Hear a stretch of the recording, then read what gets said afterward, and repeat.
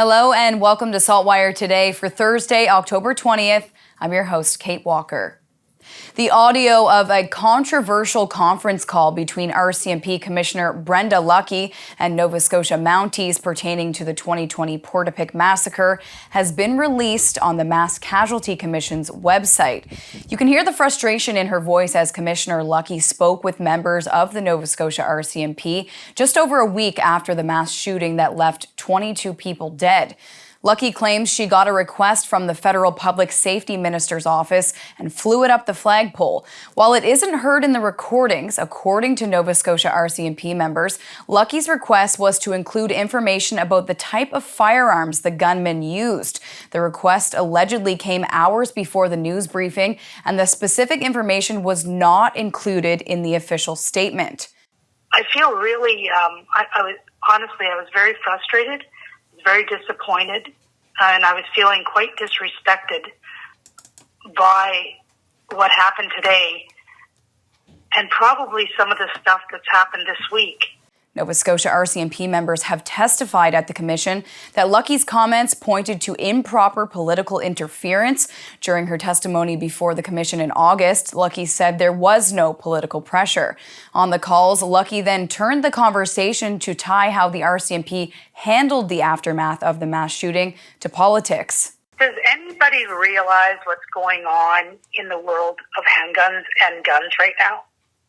The fact that they're in the middle of trying to get a legislation going, the fact that that legislation is supposed to actually help police, and the fact that the very little information I asked to be put in speaking notes at around 11:30 this morning is when I started this, which was 3 or more hours before Darren was to speak, could not be accommodated.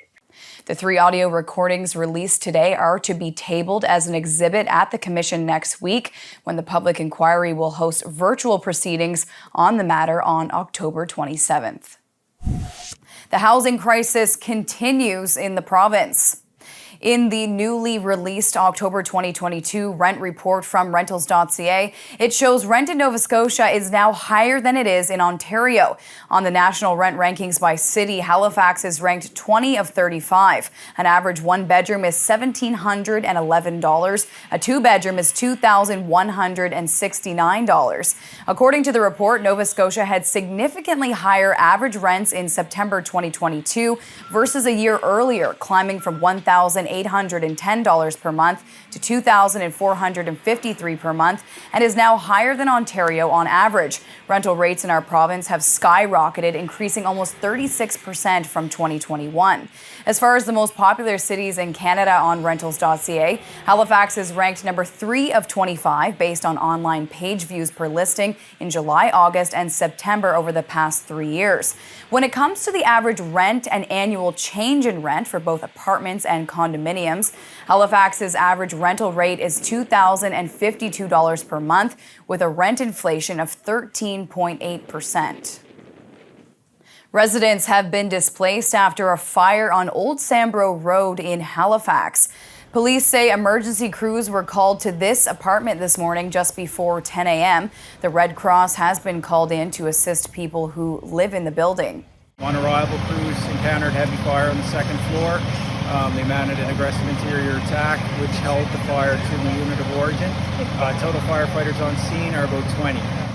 While the fire was contained to one suite, smoke and water damage is expected to be an issue. There were no reported injuries. Old Sambro Road was closed between Herring Cove Road and Penny Avenue, but has since reopened to traffic. There's no word on the cause of the fire. An area of Dartmouth was temporarily evacuated this morning after a natural gas leak. Halifax Fire says construction workers hit a 37.5 millimeter gas line on Lyndon Lee shortly after 10:45. Firefighters evacuated residents from neighboring streets in the area.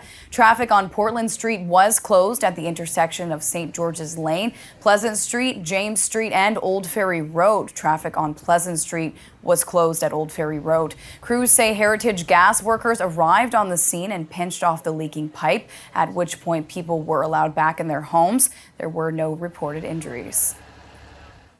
Nova Scotia Health is warning the public about a scam call that tells people they've been exposed to monkeypox. In a tweet from the health department this morning, it says, quote, "A spam phone call is circulating telling people they have been exposed to monkeypox. This call is not coming from public health. Public health team members will always identify themselves and provide a callback number. Nova Scotia has no active cases of monkeypox." The town of Annapolis Royal recently received an engineer's report on its wharf, which reveals it's in need of a major facelift. The costly replacement is something vital for the town, with the wharf being an important port for local fishermen and tourists. SaltWire's Jason Malloy has the details. The new report says the town of Annapolis Royal should expect to replace its wharf within 5 years and budget close to $5 million for the project. Yes, the biggest takeaway is that we'll be spending some more money one way or the other on the wharf, and still uncertain whether there needs to be some more engineering work done or not. So I think there'll be some questions from the community. There is a community wharf development group, and we'll be talking to them about the go-forward plan from here as to what we do, what next steps we need to take. Why is the wharf in Annapolis Royal so important to the community? Well, Annapolis Royal was really the first port. When you think about the development of Canada and so on, we used to have customs houses here, a very important port, and all that's left now is basically the town wharf and Queen's Wharf at Fort Anne. So we used to have 35 or 36 wharfs between Granville Ferry and Annapolis Royal. We're down to one. The community loves the wharf. They love the fact that you can walk out and get this beautiful view of the whole harbour. The fishermen still work out of here. We have the boat haul up that operates out of here, and the tourists love watching all the activity that there is on the wharf. We're really in an underutilized waterway. It could be used for a lot more recreation activity. It has so much potential. It would be terrible to lose it. I think for the community, the wharf's a valuable piece of infrastructure. It represents a lot of opportunity, and as I mentioned before, there is a community group that's committed to looking at its uses now and into the future, and to see what it could offer beyond what it's offering now. So they see it as basically a huge opportunity for the town. In Annapolis Royal, Nova Scotia, I'm Jason Malloy for the SaltWire Network. It's time for Prices at the Pumps with fuel price insider Dan McTagg. Dan shares his thoughts on where fuel prices may be headed at midnight in Nova Scotia, as well as his long-term price prediction. I think on gasoline, we're looking at about a 2-cent decrease. May only be a penny and a half. Depends on how they split the 7 days in which they make the average appear. And of course, there's also some wiggle room that the utility board uses in terms of being able to add what they think is a more true reflection of the markets. So I still think we're looking at about a 2-cent decrease tomorrow. I also think on the diesel side, we are probably going to be looking at a 4-cent decrease, although some would argue maybe 2 or 3. Either way, I think it's good news, and it may not last. We're likely to see prices move much higher over the course of the next several months.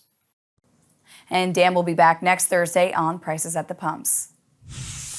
It's time now for a glimpse of today's Thinking Out Loud with Sheldon MacLeod. Today, Sheldon is speaking with Chris Bainbridge with the Facebook group Saving with Gail.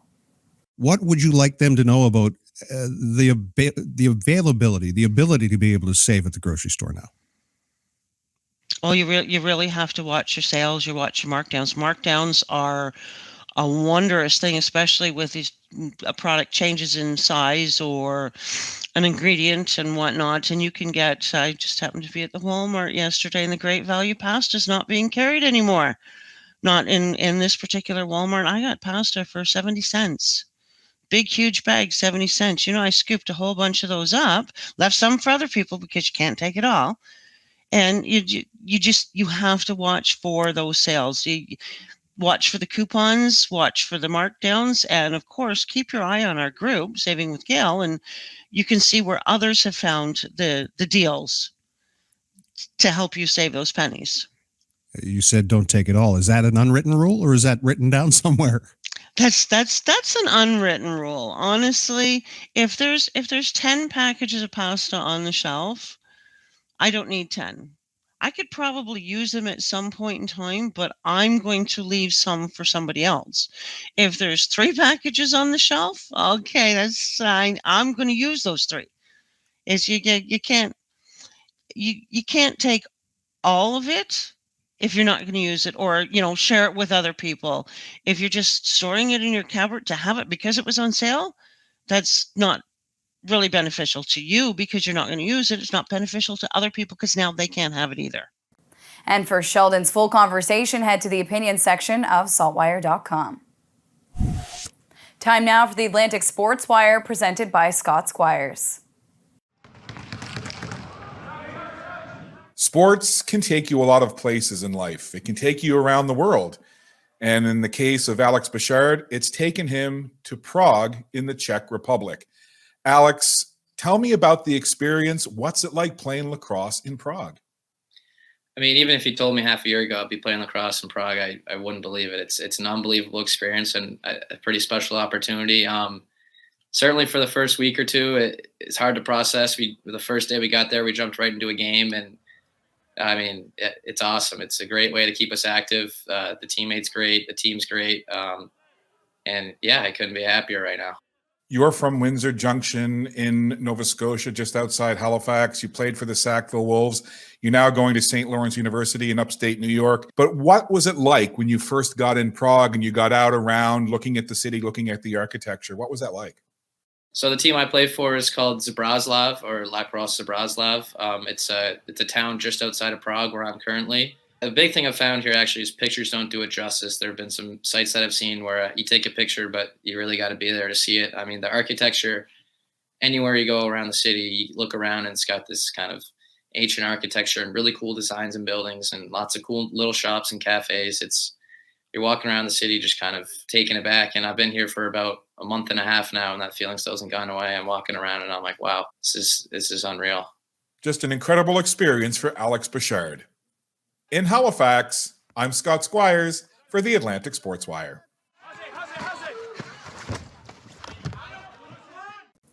Thank you, Scott. On to weather now. Alistair Alders is off for the remainder of the week. Here's a look at our 7-day board.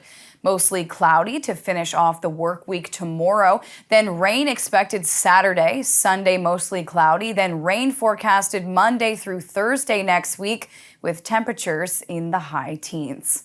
That's all for now. For more extended video and full online articles, stay tuned to SaltWire.com. And you can find us on Instagram and Twitter at SaltWire Today. I'm your host, Kate Walker. Thank you for joining us, and we'll see you back here tomorrow.